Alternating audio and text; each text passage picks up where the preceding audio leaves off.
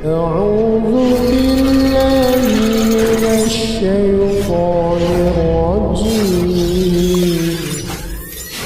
بسم الله الرحمن الرحيم. Bulan Syuro atau Muharram dalam mitos masyarakat dan kacamata Islam. Bagian kedua. Nabi Shallallahu Alaihi Wasallam bersabda, At-tayyaratu sirkun thalasan wa ma minna illa walakinna Allah yudhibuhu bittawakkul. Yang artinya, beranggapan sial termasuk kesyirikan. Beranggapan sial termasuk kesyirikan. Beliau menyebutkannya 3 kali. Lalu beliau bersabda, tidak ada di antara kita yang selamat dari beranggapan sial. Menghilangkan anggapan sial tersebut adalah dengan bertawakal. Hadis riwayat Abu Dawud. Beberapa pelajaran yang terdapat dalam hadis ini. Pertama, merasa sial dengan waktu tertentu. Merasa sial biasanya muncul ketika seseorang mendapat bencana atau musibah. Ketika terjadi seperti ini, barulah ia mengatakan, waduh, bencana ini karena kesialan dari si A atau kesialan pada bulan ini. Itulah yang dicontohkan oleh Fir'aun. Ketika dia mendapatkan bencana, barulah dia mengatakan bahwa ini semua disebabkan oleh Musa. Artinya, Musa lah yang mendatangkan kesialan. Perhatikan firman Allah Ta'ala berikut ini. Bismillahirrahmanirrahim. فَإِذَا جَاءَتْهُمُ الْحَسَنَةُ قَالُوا لَنَا هَذِهِ وَإِن تُصِبْهُمْ سَيِّئَةٌ يَتَطَيَّرُوا بِمُوسَى وَمَن مَّعَهُ أَلَا إِنَّمَا طَائِرُهُمْ عِندَ اللَّهِ وَلَكِنَّ أَكْثَرَهُمْ لَا يَعْلَمُونَ. Yang artinya, kemudian apabila datang kepada mereka kemakmuran, mereka berkata, itu adalah karena usaha kami. Dan jika mereka ditimpa kesusahan, mereka melemparkan sebab kesialan itu kepada Musa dan orang-orang yang bersamanya. Ketahuilah, sesungguhnya kesialan mereka itu adalah ketetapan dari Allah, akan tetapi kebanyakan mereka tidak mengetahui. Al-Quran Surah Al-A'raf ayat 131. Perhatikan ayat di atas. Ketika Fir'aun dan pengikutnya mendapatkan hujan, kesuburan, rezeki yang melimpah dan keselamatan, mereka menyatakan bahwa itu adalah karena mereka memang pantas untuk mendapatkannya. Mereka tidaklah mengakui bahwa limpahan nikmat tersebut berasal dari Allah lalu mensyukurinya. Namun, tatkala hujan tidak turun, kekeringan dan berbagai bencana datang, mereka menyatakan bahwa ini semua adalah kesialan dari Musa dan mengikutnya. Begitulah juga kelakuan sebagian orang-orang Arab dahulu. Tatkala mereka ingin melakukan sesuatu, terlebih dahulu mereka menggertak atau membentak burung. Jika burung tersebut terbang ke arah kiri, ini pertanda sial. Namun, jika burung terbang ke arah kanan, ini pertanda baik atau berkah. Sahabat, lihatlah pada penutup surat Al-A'raf ayat 131 di atas. Terakhir Allah Ta'ala katakan bahwa kesialan yang menimpa mereka sebenarnya adalah ketetapan dari Allah. Ibnu Abbas radhiyallahu anhu, ahli tafsir Quran, mengatakan, maksud ayat terakhir ini adalah bahwa apa saja yang menimpa mereka berasal dari ketetapan Allah Subhanahu wa Ta'ala. Beranggapan sial dalam agama ini dikenal dengan istilah tatoyur. Istilah ini berasal dari perbuatan orang Arab yang kami ceritakan di atas. Ketika mereka melakukan sesuatu, mereka membentak burung terlebih dahulu. Jika burung tersebut ke arah kiri, ini bertanda sial, sehingga mereka mengurungkan niat mereka untuk melakukan sesuatu tadi. Perlu diketahui bahwa merasa sial seperti di atas dan contoh lainnya bukanlah hal yang biasa-biasa saja. Bahkan perbuatan ini termasuk kesyirikan, sebagaimana yang Nabi SAW nyatakan sendiri. Beliau SAW bersabda, "At-tayaratu syirkun, at-tayaratu syirkun thalasan, wa ma minna illa walakinna Allah yudhibuhu bitawakkul." Beranggapan sial termasuk kesyirikan, beranggapan sial termasuk kesyirikan. Beliau menyebutnya 3 kali. Lalu beliau bersabda, "Tidak ada di antara kita yang selamat dari beranggapan sial. Menghilangkan anggapan sial tersebut adalah dengan bertawakal." Hadis Abu Dawud. Sehingga beranggapan sial dengan sesuatu, baik dengan waktu, bulan, atau beranggapan sial dengan orang tertentu, adalah suatu yang terlarang. Bahkan beranggapan sial termasuk kesyirikan. Ingatlah bahwa setiap kesialan atau musibah yang menimpa sebenarnya bukanlah disebabkan oleh waktu, orang, atau tempat tertentu.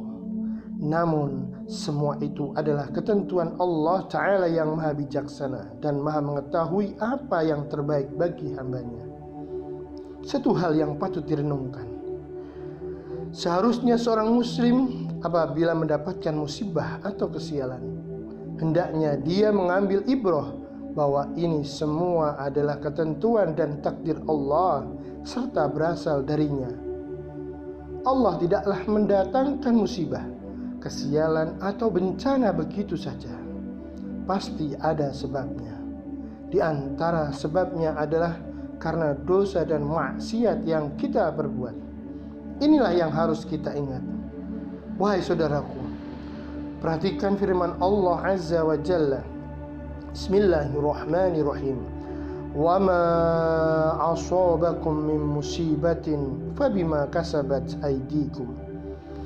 Artinya, dan apa saja musibah yang menimpa kamu, maka adalah disebabkan oleh perbuatan tanganmu sendiri. Al-Quran Surah Asy-Syu'ara ayat 30.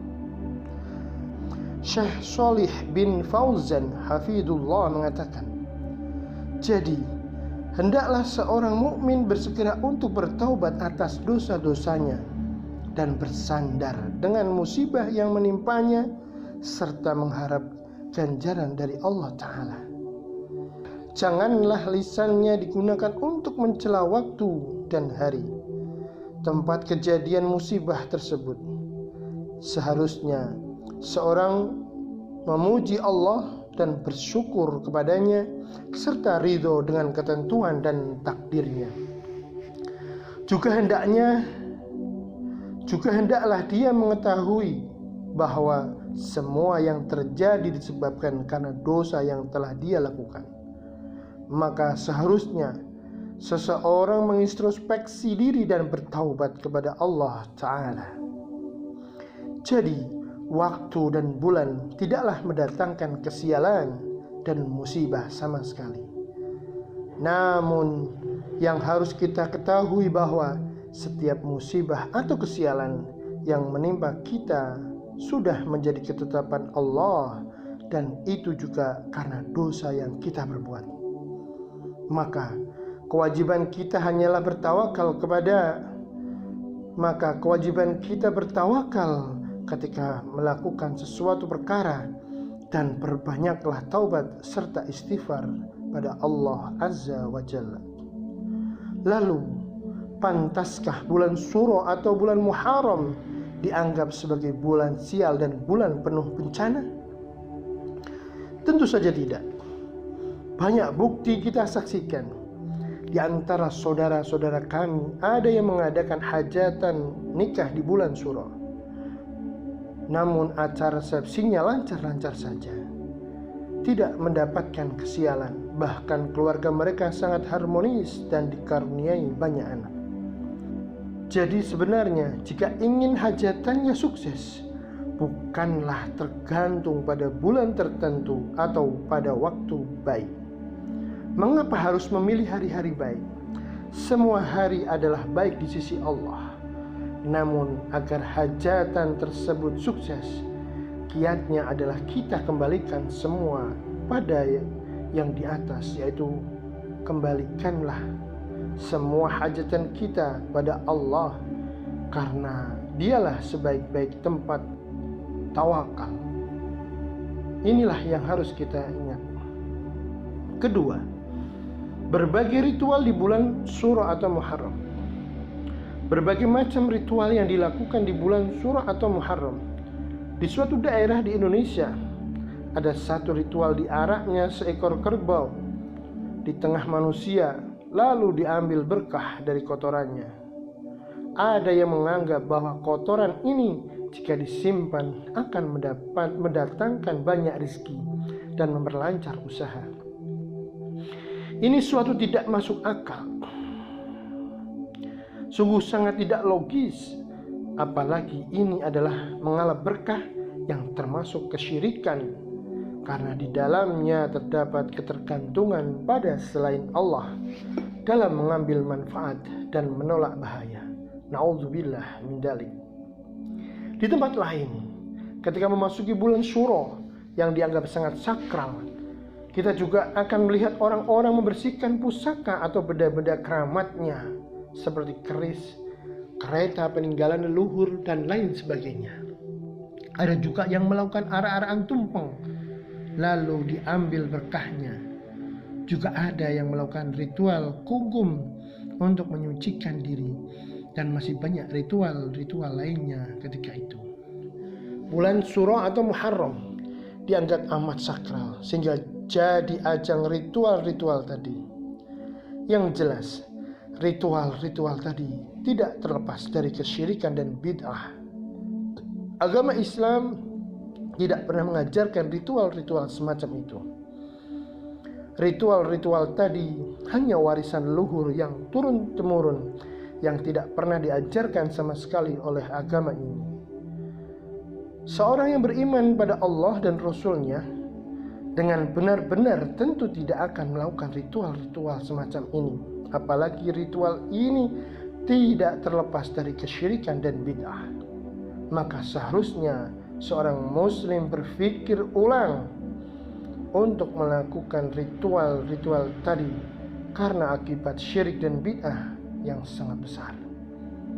Di antara bahaya syirik adalah akan dihapuskan seluruh amal, sebagaimana firman Allah Ta'ala, Bismillahirrahmanirrahim, walau asyraku lahabitu anhum ma kanu ya'malun, yang artinya seandainya mereka mempersekutukan Allah, niscaya lenyaplah dari mereka amal yang telah mereka kerjakan.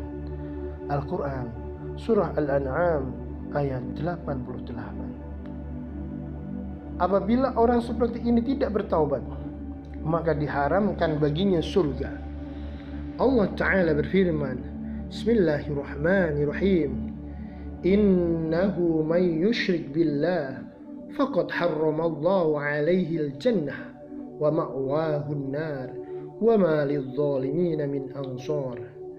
Yang artinya, sesungguhnya orang yang mempersekutukan sesuatu dengan Allah, maka pasti Allah mengharamkan kepadanya surga. Tidaklah ada bagi orang-orang zalim itu seorang penolong. Al-Quran Surah Al-Ma'idah ayat 72. Subhanallah, sungguh sangat mengerikan sekali dampak dari perbuatan syirik. Begitu juga dampak dari perbuatan bid'ah. Pelaku bid'ah tidak akan merasakan nikmatnya minum air dari telaga Nabi Shallallahu Alaihi Wasallam di akhirat nanti, dan mereka tidak akan mendapatkan syafaat beliau Shallallahu Alaihi Wasallam. Nabi Shallallahu Alaihi Wasallam bersabda, Ana faradtukum ala al-hawd la yurfa'anna ilayya rijalun minkum hatta idza ahwaitu la anawiluhum ukhlijuduni fa aqulu ay rabbi ashabi yaqulu la tadri ma ahdasu ba'daka, yang artinya aku akan mendahului kalian di al-haud atau telaga. Dinampakkan di hadapanku beberapa orang di antara kalian. Ketika aku akan mengambilkan minuman untuk mereka dari al-haud, mereka dijauhkan dariku. Aku lantas berkata, wahai Rabbku, ini adalah umatku. Lalu Allah berfirman, engkau sebenarnya tidak mengetahui bid'ah yang mereka buat sesudahmu. Hadis riwayat Bukhari. Dalam riwayat yang lain dikatakan, innahum minni fayuqalu innaka la tadri ma baddalu ba'daka fa aqulu suhqan liman baddala ba'di. Wahai Rabbku, mereka betul-betul pengikutku. Lalu Allah berfirman, sebenarnya engkau tidak mengetahui bahwa mereka telah mengganti ajaranmu setelahmu. Kemudian aku Rasulullah SAW mengatakan, celaka bagi orang yang telah mengganti ajaranku sesudahku. Hadis riwayat Bukhari. Inilah doa laknat untuk orang-orang yang berbuat bid'ah. Seharusnya ajaran Nabi SAW saja yang kita ikutilah, dan itu akan membuat kita merasa cukup. Ibnu Mas'ud radhiyallahu anhu berkata, ittabi'u wa la tabtadi'u faqad kufitum kullu bid'atin dalalah, yang artinya ikutilah petunjuk Nabi SAW, janganlah berbuat bid'ah, karena sunnah itu sudah cukup bagi kalian. Semua bid'ah adalah sesat. Sebagaimana telah dijelaskan di awal bahwa bulan Muharram adalah bulan yang mulia. Bulan ini disebut bulan haram karena berbagai macam keharaman seperti pembunuhan dilarang ketika itu. Dan ini berarti keharaman yang lebih besar dari pembunuhan lebih keras lagi untuk dilarang. Jadi perbuatan syirik dan bid'ah lebih keras pelarangannya ketika dilakukan pada bulan Muharram, termasuk bulan Syura atau bulan Muharram. Wallahu a'lam bishawab. Yang ketiga, semoga kita dijauhkan oleh Allah dari perbuatan syirik dan bid'ah. Yang keempat, semoga Allah memperbaiki akidah dan keyakinan kaum muslimin. Semoga Allah memudahkan dalam setiap hajat kita. Dan semoga kita termasuk orang-orang yang bersabar ketika mendapatkan musibah dan setiap takdir Allah. Yang kelima, Allahumma anfa'na bima 'allamtana wa 'allimna ma yanfa'una wa zidna ilman.